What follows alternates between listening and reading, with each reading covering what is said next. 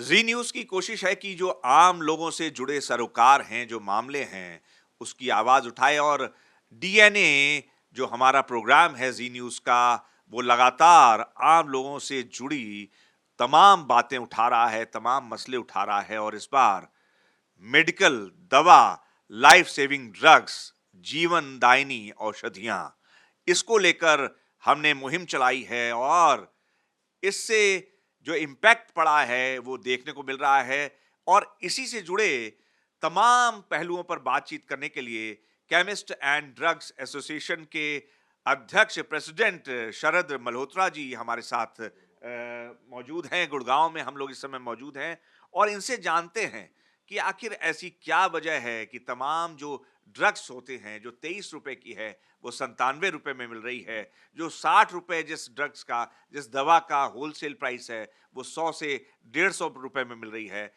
National pharmaceutical pricing authority का क्या role है, लाइफ सेविंग ड्रग्स क्या हैं, जेनरिक मेडिसिन क्या हैं, प्रिस्क्राइब्ड मेडिसिन क्या हैं, इन तमाम पहलुओं पर बातचीत करते हैं।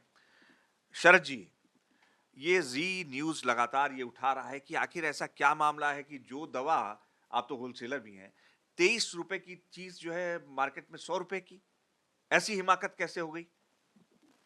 जनाब ऐसा है, बहुत अच्छा मुद्दा आप लोगों ने उठाया है। और अगर इस चीज़ की डिटेल में जाके और थोड़ा सा पेशेंस के साथ 2-3 एपिसोड आप इसकी बना के करेंगे तो आपको एक एक रिटेलर, एक एक होलसेलर असली बात बताएगा क्या है। ऐसा है कि जो प्राइस फिक्स करती है वो एनपीपीए करती है, जो नेशनल अथॉरिटी है प्राइस फिक्सिंग की, जो स्वास्थ्य मंत्री अपने उसमें स्वास्थ्य विभाग जो गवर्नमेंट ऑफ इंडिया का है, ये सिर्फ वही तय कर सकते हैं, स्टेट्स भी नहीं कर सकती। इसमें किसी को कोई परमिशन नहीं है, ये सारे रेट्स वहाँ से तय होते हैं। अब रहा सवाल आपका कि दवाइयाँ कितने टाइप की होती हैं। जैसे आपने कहा, दवाइयाँ एक तो लाइफ सेविंग ड्रग हो गई, जिसके अंदर ऑन्कोलॉजी भी होती है, इंजेक्टेबल्स भी होते हैं, उसमें टैबलेट्स भी होती हैं। दूसरी प्रिस्क्रिप्शन दवाई होगी जो डॉक्टर्स हमारे प्रिस्क्राइब करते हैं रूटीन में। तीसरी हमारी जेनरिक दवाइयाँ हो जाती हैं जिसको कोई प्रिस्क्राइब नहीं करता, जिसको कोई प्रमोट नहीं करता, लेकिन जैसे कि आप देखते हैं कि एक्सपोर्ट्स के अंदर या कहीं पे किसी भी चीज़ में होता है, एक एक्स्ट्रा माल बनाना होता है, तो वो फिर दूसरे माल से निकाल के, क्योंकि वेस्टेज की बजाय, क्योंकि मेडिसिन को अगर नालियों में भी बहाएंगे तब भी है, तो वो एक सिस्टम निकाला करीब 20-25 साल पहले कि इनको जेनरिक्स के नाम से ले आएँ। और जो कि आज की डेट में आपको फ़ख्र होना चाहिए कि इन्हीं जेनरिक्स का यूएस से, यूरोपियन कंट्रीज़ और सब जगह पे इतना ज़्यादा प्रभाव है कि हम लोगों के तो मुश्किल से 8.1% लोग इन्वॉल्व है, लेकिन उन लोगों का ये 8.1% 49% बिजनेस कवर कर रहे हैं कि जेनरिक्स मेडिसिन वहाँ सप्लाई कर रहे हैं। तो इस वजह से जेनरिक्स का अपना रोल है, प्रिस्क्रिप्शन का अपना रोल और उसका है। इसमें जो लेकुना अभी आपने बताया है या जो अभी आप जिक्र कर रहे हैं कि 23 रुपए की कोई चीज़ आई है, शायद वो सिपकाल है जो आपने जिक्र करा है, जो मेरे अभी बिल भी आपका देखा है मैंने। तो पहली बात तो वो भगीरथ मार्केट से आया है, तो भगीरथ मार्केट में रिटेल होलसेल का कोई डिवीज़न नहीं होता, वो तो जिस काउंटर पे आप गए जैसे दवाई देंगे दे देते हैं, कोई दिक्कत नहीं उसमें। बिल है, फेयर इनफ, माल मोर और लेस अच्छा ठीक होगा। 23 रुपये 81 पैसे की अगर वो उस काउंटर से मिली है, तो वो रिटेलर के पास, इसका मतलब आपको उस रेट आ गई मिल गई है जिस हिसाब से रिटेलर के पास जाती है। ये जो पत्ता होता है सिपकाल का, ये 15 गोली का पत्ता होता है, और कोई भी आदमी, जितने भी जेनरिक्स दवाइयाँ हैं, कोई भी आदमी एमआरपी पे नहीं बेचता।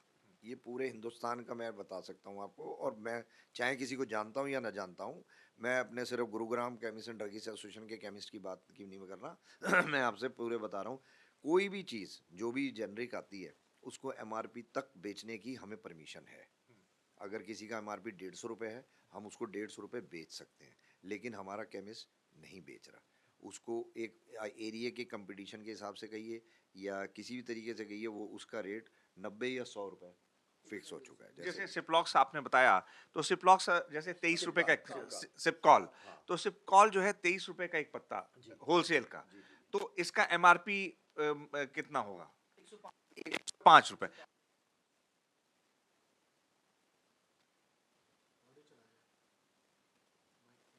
हेलो हेलो, पूरा। तो जैसा कि सिपकॉल से बात हो रही थी, 23 रुपए का पता है, तो कितना बीच में 50 का भी तो दे सकते हैं। जरूरी है 97 रुपए का ही देने का नहीं एमआरपी? जी। नहीं, हमारी ये 15 टैबलेट की टैबलेट होती है, रिटेलर ये 60 रुपये से ज़्यादा नहीं बेचता। रीज़न है कि रिटेलर के पास जो है, होलसेलर सही मार्जिन पे बेच रहा है, 10-12% वो रखता होगा। रिटेलर के पास आज की डेट में अगर कस्टमर्स प्रिस्क्रिप्शन दवाइयों के ऊपर नाजायज डिस्काउंट देने का प्रेशर कम कर दें तो और ये जेनरिक के रेट्स कम आ जाएंगे। गुड़गांव में पिछली 6 जनवरी से एक मुहिम छिड़ी हुई है, हमने गुरुग्राम के अंदर ये मुहिम छिड़ी हुई है कि जितने भी रिटेलर हैं वो ना तो कोई बोर्ड लगाए ना ये डिस्काउंट दे। हो क्या रहा था, अभी भी हो रहा है, जो हमने नाम अब नहीं लेना मैं चाहूँगा क्योंकि वो लोग भी मानने लगे हैं। कुछ चेन सिस्टम क्या करते हैं कि अनाउंस कर देते हैं जी हम 20% दवा दे रहे हैं, आपको 20% डिस्काउंट पे दवा दे रहे हैं, और वो दवा लिखी जाती है डाइजिन जेल जो कि प्रिस्क्रिप्शन दवाई है, और दी जाती है जेनरिक जो कि आप जैसे बात करें। जैसे सिपकाल की बात करूं मैं, तो जैसे सिपकाल की आप करें ऐसी शेलकॉल होता है। अगर शेलकॉल प्रिस्क्राइब हो रहा है और लिख दिया जा रहा है सिपकॉल और उस पर 20% डिस्काउंट दे रहा है, तो कहीं ना कहीं वो चाहे चेन वाला है चाहे हमारा रिटेलर है, वो बैलेंस बना के कुछ कमाने के लिए तो बैठा है ना। और आप ये मानेंगे जो आदमी सुबह 6-7 बजे से रात को 11 बजे तक की ड्यूटी दे रहा है, 20% मार्जिन तो अपने खर्चों के साथ ग्रॉस में वो लेना ही चाहेगा ना। तो इस वजह से वो जो रेट है सिपकाल का वो बिल्कुल ठीक है, 2381 जैसे आप कह रहे हैं, एग्जैक्ट नहीं मुझे पता क्या है, तो 60 रुपये में रिटेलर बेच रहा है, ठीक है। होना क्या चाहिए कि जो, अब ये भी मैं आपको अभी बाद में बताता हूँ, एक बहुत अच्छी पहल गुरुग्राम इसमें करने जा रहा है, प्रिस्क्रिप्शन मेडिसिन पे भी और अदरवाइज भी, जेनरिक मैं नहीं कहूँगा। होना क्या चाहिए कि इस सरकार को ना इन पे कलर्स अलग अलग करने चाहिए। जैसे शेड्यूल H1 शेड्यूल ड्रग्स करा हुआ है, वैसी जेनरिक्स का कोई और कलर होना चाहिए, प्रिस्क्रिप्शन का कोई और कलर होना चाहिए, और ओटीसी प्रोडक्ट का और होना चाहिए, जिससे कि सबको पता रहे कि भाई कैसे कैसे इनका डिवीज़न करके करना है और हमें किस किस तरीके से दवाई लेनी है। और जो कस्टमर है अगर वो प्रिस्क्रिप्शन दवाइयों के ऊपर नाजायज डिस्काउंट वगैरह ना मांगे तो शायद आपको और सेवा रिटेलर के और होलसेलर जो छोटे हैं वो दे सकते दे सकते हैं। तो आपने 2 बातें बहुत महत्वपूर्ण कही हैं, उसी पे मैं आता हूँ कि एक तो नेशनल फार्मास्यूटिकल प्राइसिंग अथॉरिटी, ये जो स्वास्थ्य मंत्रालय के अंतर्गत आता है, वो प्राइस तय करता है। आपका या किसी भी कंपनी का कोई योगदान नहीं है। हैं। बिल्कुल मैं बिल्कुल। क्यों सॉरी कोई आप ऐसा एग्रीकल्चर कुछ भी नहीं कुछ है। भी या नहीं है? एनपीपीए जैसा सर ने बताया वो प्राइसिंग सारी कंट्रोल कर करती है। हाँ। और हमारे पास बस ये होता है कि हमारे पास जिस भी रेट में दवाई आती है, कोई जेनरिक दवाई, मान लो एक मैं एग्जांपल देता हूँ, एक टैबलेट होती है सूमो, ये एक प्रिस्क्रिप्शन ड्रग है। इसकी एमआरपी मेरे ख्याल से 165 रुपये के आसपास है। 15 गोली की। 15 गोली की 165 रुपये के आसपास एमआरपी है। इस पे जो रिटेलर को मार्जिन मिलता है वो 18 से 20% का मार्जिन होता है, उस पे वो 10% ऑफ करके बेचता है रिटेलर। इसी की जो जेनरिक एक ड्रग आती है वो निमोसेट गोल्ड करके आती है। अब ये रिटेलर को जो परचेज पड़ती है उसकी 15-16 रुपये परचेज पड़ती है, ठीक है। इसकी एमआरपी 50 से 60 रुपये एमआरपी होती है, पर कोई भी रिटेलर 20-25 रुपये से ज़्यादा का इसको नहीं बेचता है। नहीं बेच तो सकते। रिटेलर का बेचता कहीं ही पे नहीं भी है, ये नहीं बेचता कि ही नहीं कोई है। कोई कानून है। कोई हाँ। कानून नहीं वो है, अगर ये 60 रुपए अपने का बिल पे एथिक्स भी है। बेच देगा, हाँ। 60 रुपए का बिल पे भी निमोसेट गोल्ड को बेच देगा, कोई जो भी एमआरपी है, जो भी एमआरपी है, तो उसको कोई कुछ कहने वाला नहीं है। कहने वाला नहीं है। कोई कहने वाला नहीं है, बिकॉज एमआरपी वो पर बेच वो सकता नहीं है, बेचता। लेकिन नहीं वो बेचता। अपने आप ही नहीं बेचता। वो 20 से 25 रुपए बिकती है, अगर लूज गोली बिकती है तो 2.5 रुपए 2.5 रुपये। है, और अगर हाँ, पड़ता बिक रहा है तो हो पत्ता सकता है वो 20 रुपये। 20 रुपए। और जब वो देख लेता है कि बंदा ऑनलाइन पेमेंट कर रहा है, कह रहा है जी 22 कर दे, क्योंकि 22 में खुले भी तो देने पड़ते हैं ना जी, तो हाँ। इसलिए वो तो ऑनलाइन 20 हो तो रुपये। 22 मांग लेते हैं। हाँ। अच्छा, यही हो एक सकता है। महत्वपूर्ण बात आपने बताई। अब ये बताइए जो जन औषधि केंद्र है, क्या सब्स्टिट्यूट, जो आपने बताया कि अगर कोई प्रिस्क्राइब्ड दवा है, उसका कोई सब्स्टिट्यूट दे रहा है तो वो सस्ता या महंगा हो सकता है। दूसरी बात कि जो जन औषधि केंद्र है वहां पर ये जो मेडिसिन्स हैं, वहां पर क्या सरकार वहन करती है, सब्सिडी दे रही है कि उतनी सस्ते में मिल जाती है दवाएं? ऐसा है जी, ये एक पायनियर प्रोडक्ट प्रोजेक्ट के हिसाब से रामविलास पासवान जी के टाइम पे हुआ और फिर बंद हो गया। उसके बाद जब ये सरकार आई माननीय मोदी जी की, तो इन्होंने 2014-15 से दोबारा से इसको वो दिया। काफ़ी सुप्रीम कोर्ट, हाई कोर्ट्स के कई ऑर्डर्स हैं कि इवन सरकारी हॉस्पिटल्स पे बड़ा प्रेशर रहता है कि आप जो है प्रिस्क्रिप्शन जो है वो जेनरिक नाम से करें, और उनकी कोशिश भी चल रही है कि जन औषधि को करें। लेकिन इन्होंने जो, जहाँ से इनका कंट्रोल बीपीपीआई से हो रहा है या बीएमपीआई या बीपीआई से हो रहा है, वहाँ से कहीं ना कहीं बहुत तगड़ी कमजोरी और गड़बड़ी है। बीएमपीआई क्या है और पीपीआई ये क्या है? ये सरकार ने सेट कर रखा है, जिन्होंने जिन्होंने जन औषधि को मेडिसिन सप्लाई करनी है। अच्छा। वो मेडिसिन सप्लाई आती है, इन लोगों के सेल टारगेट बने हुए हैं। आपने महीने में 1 लाख की दवाई बेचनी है, मैं एग्जांपल ले रहा हूँ। वो क्या करते हैं जी, उन्होंने अपने जितने उनके प्रोडक्ट्स हैं, काफ़ी लंबी चौड़ी अब रेंज होगी है शायद उनकी, हैं उस उन प्रोडक्ट्स के 1 लाख की सेल तो फटाफट ओटीसी में या किस में कर लेते हैं। लेकिन उनके ऊपर डे टू डे में इंस्पेक्टर होने के बावजूद, ड्रग इंस्पेक्टर नहीं, उनकी अपनी टीम्स हैं, लेकिन उसके बावजूद किसी भी जन औषधि पे चले जाइए, वो अदर देन जन औषधि वाले सिर्फ वही प्रोडक्ट बेच सकते हैं जो उनको पीछे से सप्लाई आ रही है, सरकारी जो बीपीआई ने जो सेट करा हुआ है। उनके पास 60% आइटम दूसरे मिलेंगे, उनको टोकने वाला कोई नहीं, उन्हें रोकने वाला कोई नहीं। हमारे केमिस्ट इस बारे में बहुत ज़्यादा प्रोजेक्ट ये उठा रहे हैं कि भाई अगर तो आप जन औषधि हो, ठीक है, आप जन औषधि हो, आप जेनरिक बेच रहे हो, आप जेनरिक लिखो, सब कुछ करो, कम से कम दवाई तो वो बेचो जो आपके पास है। आप ला के हमारी दुकान से ले जाके दवाई ले जाके बेच देते हो, जो कि सेल भी सरकार को नहीं मिल रही। तो हमने एक बहुत अच्छा एक प्रोजेक्ट लाए हैं और आपके माध्यम से जी न्यू एक बड़ा अच्छा चैनल है, हम न्योता देते हैं सरकार को कि Gurugram chemist and drugs association ने एक इनिशिएटिव शुरू किया है। हमने जीसीडीए सीएम पैक्स के नाम से एक लाइसेंस लिया है, जिसके अंदर हम जेनरिक, मैं नहीं कह रहा, सस्ती दवाइयाँ देंगे। अब देखते हैं कस्टमर को सस्ती चाहिए या उन्हें हर चीज़ पे डिस्काउंट चाहिए कि वो नकली भी आ जाती हैं, आपके सामने डेली आता है, आज वो फैक्ट्री पकड़ी गई, आज वो फैक्ट्री, कल भी शायद कोई फैक्ट्री पकड़ी गई, सेंसोडाइन की फैक्ट्री पकड़ी गई, अब आपको सस्ता चाहिए, उसके ऊपर मेरे ख्याल से 72 रुपये एमआरपी होता है, 72 रुपये एमआरपी है, वो आपको चाहिए 50 रुपये में, तो आप नकली लेंगे। तो कस्टमर अगर थोड़ा जागरूक होकर करे तो Gurugram chemist and drugs association ने द जीसीडीए सीएम पैक्स के नाम से एक लाइसेंस लिया है और हम चाहेंगे कि सरकार हमें मौका दे कि हम उनके 2-3 पायलट प्रोजेक्ट जन औषधि के चला के दिखाएं कि सस्ती दवाइयाँ कैसे दी जाती हैं। ये जन औषधि पे जो बैठे हैं और जो इस तरीके से कर रहे हैं वो सिर्फ सरकार का नुकसान कर रहे हैं और सरकार सिर्फ इस ईगो में कि हमने शुरू कर रखी है वो बंद नहीं करना चाहती और उन पे कोई कंट्रोलिंग जो है ना, उन पे उनकी सफाई नहीं हो रही। अच्छा, एक ये चीज़ कुछ है, मैं एक बार आपको भी, आप दोनों को भेजा भी है मैंने, ये लिस्ट है देखिए, डीएनए ने ये प्रोग्राम भी दिखाया था, अभी आप उसकी क्लिपिंग भी देख रहे थे कि कैसे 23 रुपए का पत्ता 97 रुपए में या कुछ ऐसा बताया, 67 रुपए में बेचा जा रहा था। अब ये जैसे मैं चाहूंगा कि आप एक बार केशव जी ये पढ़िए ये मेडिसिन और इसके दाम जरा बताइए हमारे दर्शकों को, फिर मैं इससे चीजें समझता हूँ। ये कोई जिनकोरिल करके सिरप है। हाँ इसकी एमआरपी यहाँ पर दी हुई है 225 रुपये हाँ और इसका रेट जो पड़ा हुआ है वो 56 रुपये रेट है, हाँ मतलब जो रेट टू रिटेलर है। हाँ अब एक तो इसमें ये है जेनरिक, हाँ ठीक है, और सेकंड चीज जेनरिक भी ना ब्रांड्स की भी जेनरिक होती है। हाँ एक तो ये होता है कि सिप्ला जैसी बड़ी कंपनी कोई जेनरिक बना रही है, ठीक है, जैसे फॉर एग्जांपल सर ने बताया था पेंटोसिक डीएसआर है, हमें 50-60 रुपए का पत्ता पड़ता है, उस पर एमआरपी 150 रुपये होती है, तो वो हम 90 से 100 रुपये के बीच में बिकता है वो, ठीक है। पर ये जो इन्होंने ब्रांड्स है ये कोई छोटी कंपनी है तो इसका कोई रेट पता नहीं और की कहाँ हाँ, की की कैसी हर कंपनी जगह है, के अपने ब्रांड्स अपने होते अपने हैं। ब्रांड्स होते हैं, तो इसमें काफी ज्यादा ये है। तो ये अलग अलग जो बिल है उसमें अलग अलग ब्रांड्स के सब नहीं, चीजें जो आपने सवाल करा है हाँ और ये इन्होंने जो बताया है वो मैं आपको बताता हूँ। ये हाँ आपने ये पूछा है कि 225 रुपये एमआरपी है। हाँ ये और दो रेट सौ ये 56 ये है। रेट जो है, परचेज रेट है 56 रुपए। ये ये परचेज रेट है 56 रुपए, जो मतलब रिटेलर को परचेज होगा। 56 पड़ा होगा। और एमआरपी कितना दे ले रहे 225 हैं। दिखा रखा है। 225। हाँ जो भी ये सॉल्ट है, सॉल्ट नहीं पता हमें इसका क्या होगा, लेकिन हाँ क्योंकि एनपीपीए ने हाँ मैक्सिमम रेट इसका या तो वो उसमें शेड्यूल में नहीं होगा, हाँ ओपन रख रखा होगा, या उसका 225 रेट रखा होगा, हाँ इसलिए उसने मैक्सिमम रेट रख रखा है। अच्छा अगर जेनरिक्स के रेट सरकार और एनपीपी अलग दे दे हाँ कि अगर आपने जेनरिक लाना है तो भाई ऐसा है, आपने जेनरिक इसलिए लाए थे कि लोगों को सस्ती मिले। तो इस पे कुछ छूट भी किया है, ये 2.5 रुपए इस पे जीएसटी और जीएसटी है।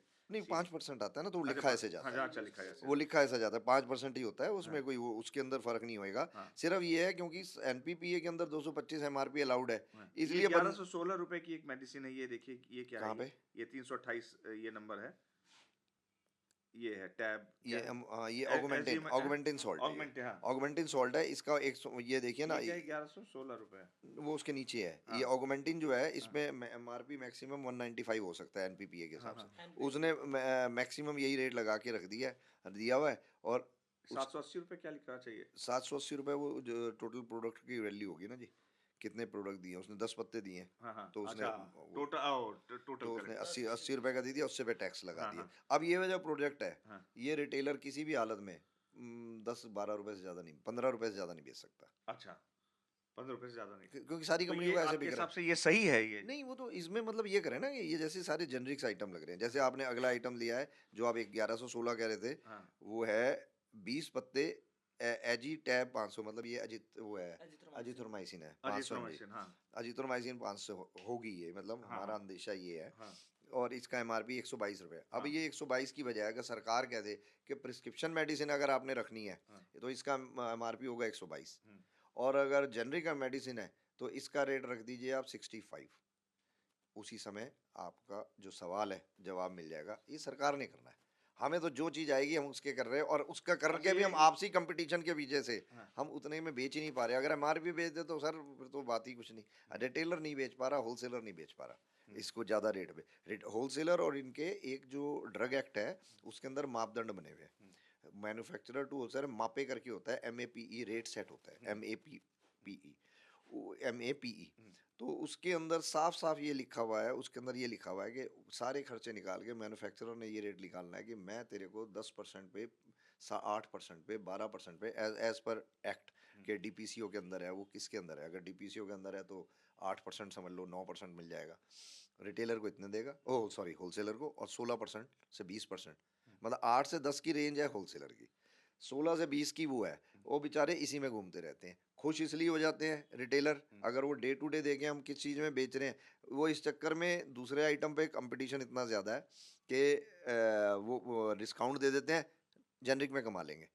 और जेनरिक वाली 150 की चीज़, जैसे अभी भाई ने बताई आपको, वो 100 से ज़्यादा बिकनी नहीं। वो मार्जिन हमारा इस वजह से रिड्यूस हुआ हुआ है। सरकार अगर 2-3 ये काम कर दे कि जेनरिक के MRP कंपनियों नहीं बनाने कि अभी तुम अपनी रेट अलग रखो और उसके अलग रखो, आपको उसी समय मार्केट में और सफाई दी जाएगी। दूसरा एक बहुत ज़रूरी चीज़ है कि रिटेलर और होलसेलर्स की लिमिट, कि कितने एरिया के डिस्टेंस में होलसेलर होगा, कितने एरिया पे रिटेलर होगा खासकर, अगर ये डिसाइड कर ले तो एकदम आपको इतनी ज़्यादा सफाई मिल जाएगी। ये अगर तीसरा सबसे ज़रूरी पॉइंट, पूरे हिंदुस्तान में और गुरुग्राम में बहुत इतने ज़्यादा झोला छाप डॉक्टर हैं जो कि जिनको पता नहीं कहाँ से माल लाते हैं। अब ये आपने जो अभी बिल दिखाया ये शायद पटना का है, कोई भरोसा नहीं कि वो पटना में गया हो अपने गांव यहाँ से कोई, है ना जी, और वो जाके वो 2 पेटी वो उठा के कहा जी और तो कुछ लेना नहीं, यहाँ पे अपने बेच दे। ये उसको कितने रुपए की पड़ी होगी, उसमें क्या चीज़ है, उसमें वो ग्लाइकोल जिसकी वजह, मिथाइल ग्लाइकोल जिसकी वजह से डेथ्स हो रही है,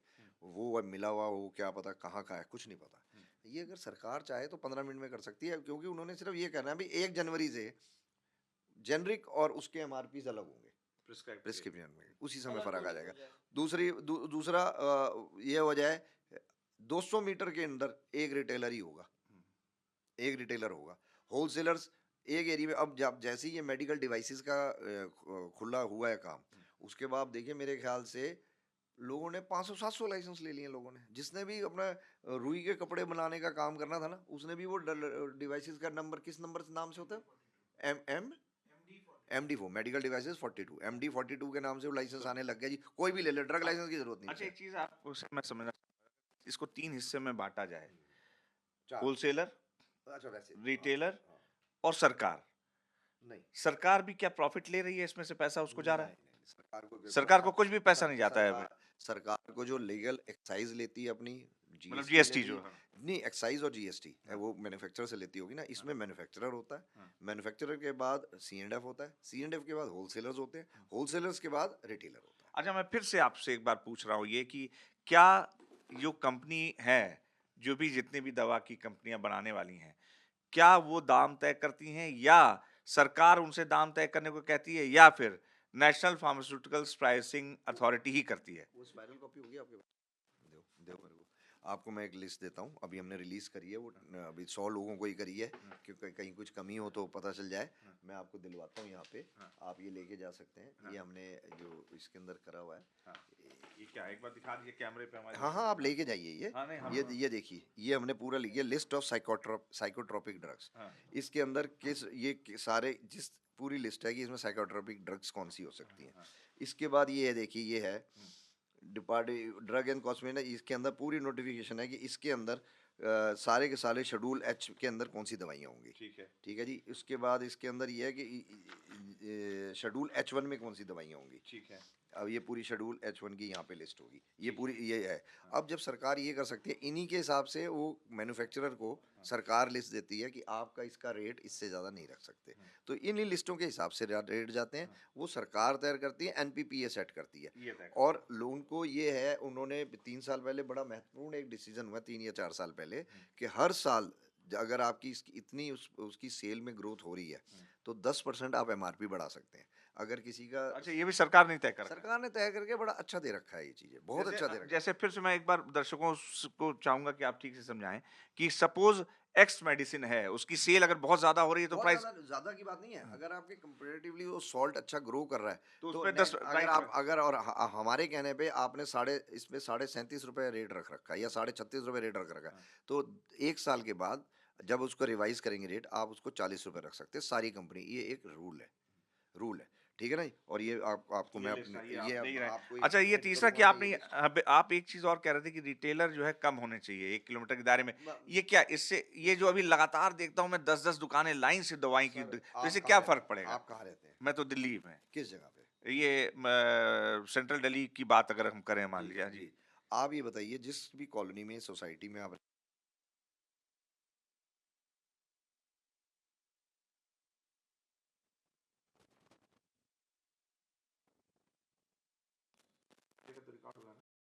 हाँ, तो आप ये बताइए आप जिस एरिया में रहते हैं वहाँ पे जनरल स्टोर कितनी है? बहुत हाँ, बहुत सारे होंगे। घर में भी खोल लेते हैं। जो आदमी रिटायर होता है वो खोल लेता है। उल्टा जब आपके ये पतंगे और उनका राखी का सीज़न शुरू होता है, राखी का सीज़न शुरू होता है तो लोग बैठ जाते हैं। आज की डेट में दवाई की दुकान भी दुर्भाग्य से इसी तरीके से खुलने लग गई है, खासकर कोविड के बाद। क्यों? हर आदमी को दिख रहा है, कुछ ना करें, लेके बैठ जाएँगे दवाई की दुकान और अपना हलवाई की और पेट्रोल पंप, ये बंद नहीं होते। पेट्रोल पंप लेना मुश्किल है। हलवाई की दुकान पे हर वक्त ताज़ा माल चाहिए, वो होना नहीं। दवाई की एक्सपायरी भी चली जाती है कि साला एक दुकान एक बच्चे को लेके डाल दो, हैं अपनी दुआ लेके। तो ये जो ट्रेंड है ना, वो ख़त्म होना चाहिए।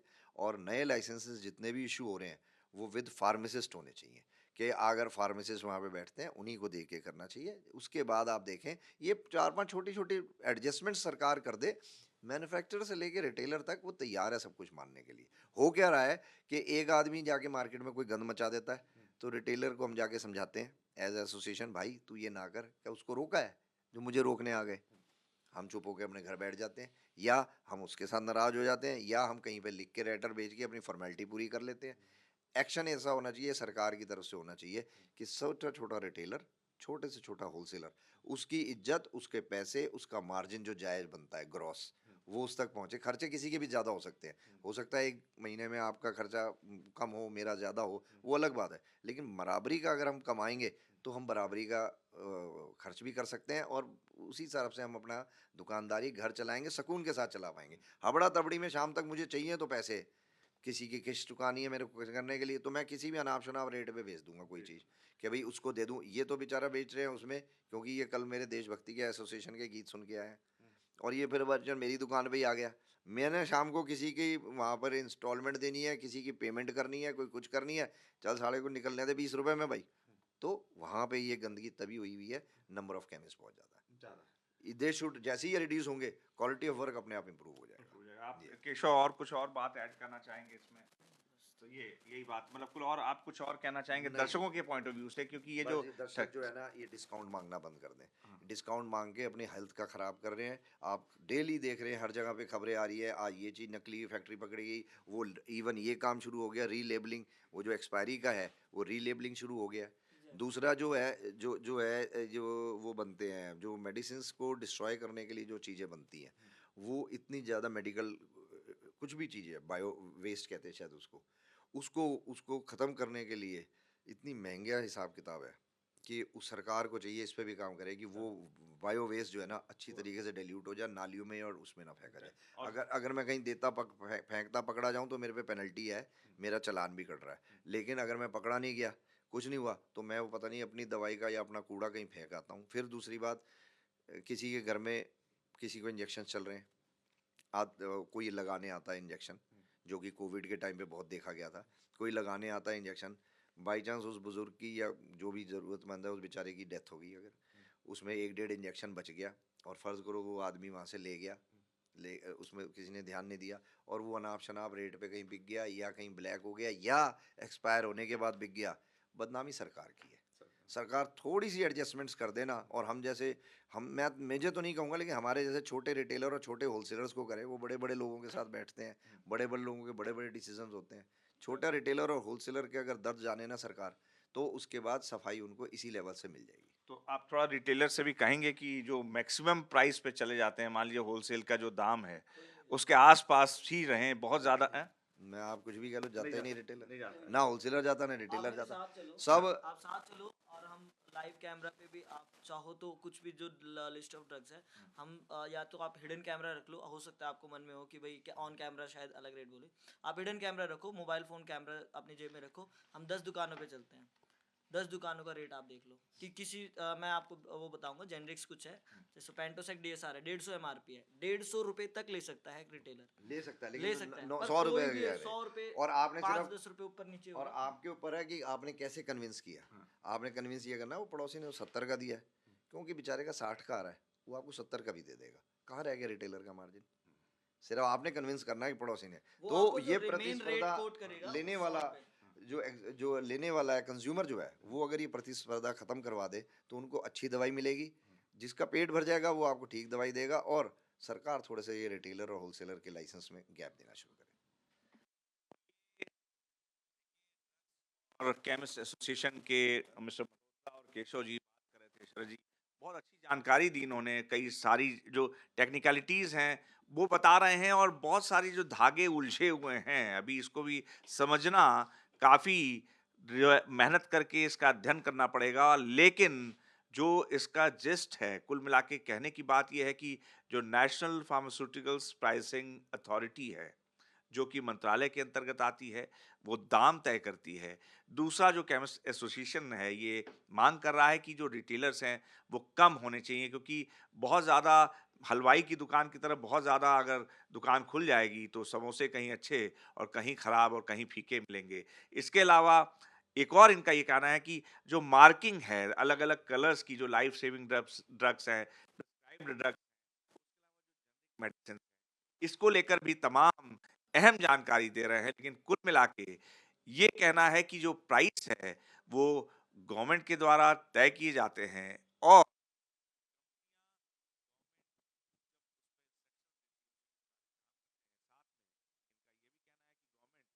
केमिस्ट एसोसिएशन जो पूरे इंडिया भर की उनके साथ बैठे तो काफी कुछ मेडिकल फील्ड में खासकर दवाई के क्षेत्र में सुधार की गुंजाइश है। केमिस्ट एसोसिएशन और ड्रग एसोसिएशन जो है उसके अध्यक्ष शरद मल्होत्रा जी और केशव जी जो बात बता रहे हैं और जो अहम जानकारी दे रहे हैं, अगर उसका मतलब निकालें तो नेशनल फार्मास्यूटिकल्स प्राइसिंग अथॉरिटी ही सारे ड्रग्स का दाम तय करती है। और सबसे बड़ी बात यह है कि ये धागे इतने उलझे हुए हैं, टेक्निकलिटीज इतनी ज़्यादा हैं कि इसमें गवर्नमेंट और जितने भी केमिस्ट एसोसिएशंस हैं, होलसेलर्स हैं, उनके साथ बैठ के बात करनी होगी, तभी जो जन औषधि केंद्र है उसकी सच्चाई क्या है वो भी उन्होंने बताई।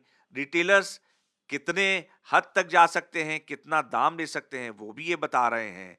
तमाम जो लिस्ट है, जो डीएनए ने सवाल उठाया है, जी न्यूज़ ने सवाल उठाया है, उस पर भी ये बेबाकी से अपनी बात बता रहे हैं। साथ ही इनका ये कहना है कि गवर्नमेंट को थोड़े इनिशिएटिव्स लेने होंगे, जिसके बाद ही तमाम ऐसे पहलू हैं अनसुलझे जो सुलझाए जा सकते हैं, और उससे लोगों को बहुत ज़्यादा फ़ायदा होने वाला है। जेनरिक मेडिसिन्स, प्रिस्क्राइब्ड मेडिसिन्स जो हैं, और हमारी लाइफ सेविंग ड्रग्स हैं। इसके अलावा बहुत अच्छी बात कही, मार्किंग की भी बात कही इन्होंने। जो सॉल्ट है, जो रिसर्च होता है, उसका क्या पहलू है, गवर्नमेंट कितना स्टेक लेती है। इसके अलावा प्राइसिंग, फिर से मैं कह रहा हूँ, इनके मुताबिक एनपीपीए ही डिसाइड करता है। कैमरा जर्नलिस्ट मोहित के साथ अनुराग मिश्रा, जी मीडिया, गुड़गांव।